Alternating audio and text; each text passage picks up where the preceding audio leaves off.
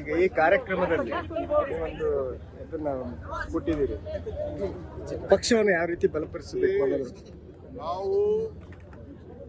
ನಾನು ರಾಜ್ಯದ ಅಧ್ಯಕ್ಷನಾಗಿರ್ಬೋದು, ಉಪಮುಖ್ಯಮಂತ್ರಿ ಆಗಿರ್ಬೋದು, ನಮ್ಮ ಪಕ್ಷದ ಕಾರ್ಯಕರ್ತರ ಆಧಾರ ಸ್ತಂಭ. ಅವ್ರಿಗೆ ನಮ್ಮ ಆಚಾರ ವಿಚಾರವನ್ನು ಪ್ರಚಾರ ಮಾಡಲಿಕ್ಕೆ ಪ್ರತಿ ಬೂತ್ನಲ್ಲೂ ಕೂಡ ಇಬ್ಬರು ಡಿಜಿಟಲ್ ಯೂತ್ನ ನೇಮಕ ಮಾಡಬೇಕು ಅಂತ ಅವ್ರಿಗೆ ಹೇಳಿದ್ದೆ.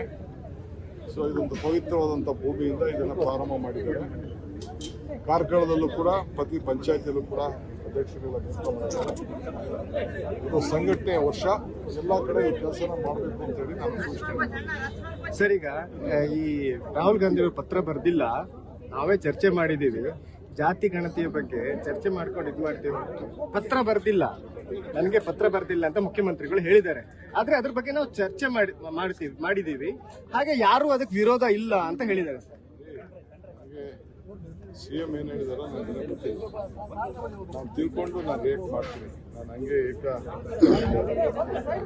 ಏನೇ ವಿಚಾರ ಅಂತ ನಮ್ಮ ಪಕ್ಷದಲ್ಲಿ ನಾವು ಎಲ್ಲ ಜಾತಿಗೂ ಸಮಾನತೆಯನ್ನು ನೋಡಬೇಕು ಅಂತ ಒಂದು ಮಾರ್ಗದರ್ಶನ ನಮಗಿದೆ. ಮೊದಲಿಂದ ಕೂಡ ನಮ್ಮ ಸಿದ್ಧಾಂತ ಇದೆ.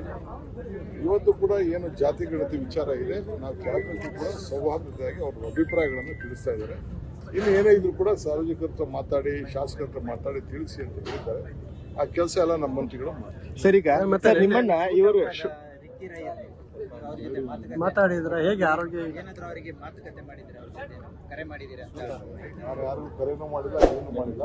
ನಮ್ಮ ಜಿಲ್ಲೆಯಲ್ಲಿ 10 ಪೊಲೀಸ್ನ ಕಾನೂನು ರೀತಿ ನೀವು ಚೌಕಟ್ಟಲ್ಲಿ ನೀವು ಕೆಲಸ ಮಾಡಬೇಕು ಅಂತ ನಾನು ಹೇಳ್ತೇನೆ. ಮರ್ಸಿರಸ್ ಆಗಿ ನೀವು ಇದನ್ನು ಡೀಲ್ ಮಾಡಬೇಕು. ಲೇಟೆಸ್ಟ್ ಹಾಗೂ ಇಂಟ್ರೆಸ್ಟಿಂಗ್ ಸುದ್ದಿಗಳಿಗಾಗಿ ಬಾಸ್ ಟಿವಿ ಕನ್ನಡ ಚಾನೆಲ್ನ ಸಬ್ಸ್ಕ್ರೈಬ್ ಮಾಡಿ. ಹಾಗೆಯೇ ಬೆಲ್ ಐಕಾನ್ ಪ್ರೆಸ್ ಮಾಡಿ. ಇದರ ಜೊತೆಗೆ ಫೇಸ್ಬುಕ್, ಇನ್ಸ್ಟಾಗ್ರಾಮ್, ಎಕ್ಸ್ನಲ್ಲೂ ಮಿಸ್ ಮಾಡದೆ ಫಾಲೋ ಮಾಡಿ.